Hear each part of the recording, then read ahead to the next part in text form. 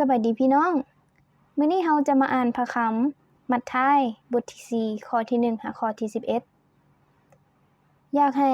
พี่น้องได้เปิดใจรับเอาพระคัมที่เป็นอาหารในมื้อนี้เข้าไปหล่อเลี้ยงในชีวิตของพี่น้องต่อมาพระวิญญาณได้นำพระเยซูเจ้าเข้าไปในถิ่นแห่งแล้งกันดารเพื่อให้มารให้ทดลองหลังจากอดอาหารได้40วัน40คืนแล้วพระเยซูเจ้าก็อยากอาหารแล้วผู้ล่อลวงก็มาหาพระองค์แล้วว่าถ้าท่านเป็นพระบุตรของพระเจ้าจงสั่งก้อนหินเหล่านี้ให้เป็นอาหารแม้ฝ่ายพระองค์ก็ทรงตอบว่ามีคำเขียนไว้ในพระคัมภีร์ว่ามนุษย์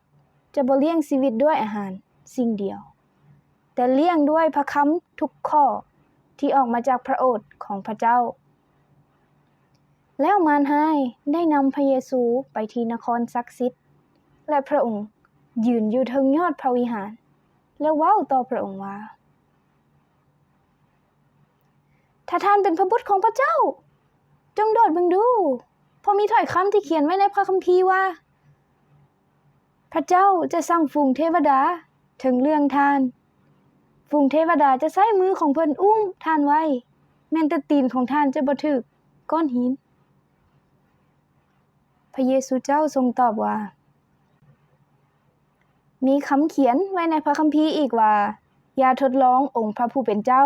พระเจ้าของเจ้าอีกเทื่อหนึ่งมารร้ายก็พาพระเยซูเจ้าขึ้นไปถึงยอดภูที่สูงแห่งหนึ่งและสำแดงบรรดาอาณาจักรแห่งโลกนี้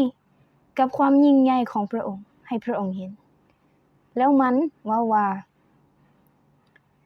ถ้าท่านก้มกราบนมัสการเฮาจะมอบสิ่งเหล่านี้ทั้งหมดให้ท่านแต่พระเยซูเจ้าตอบมันว่าจงหนีไปมารซาตานเพราะมีคำเขียนไว้ในพระคัมภีร์ว่าจงคาบไหว้นมัสการองค์พระผู้เป็นเจ้าพระเจ้าของเจ้าและปฏิบัติแต่พระองค์ผู้เดียว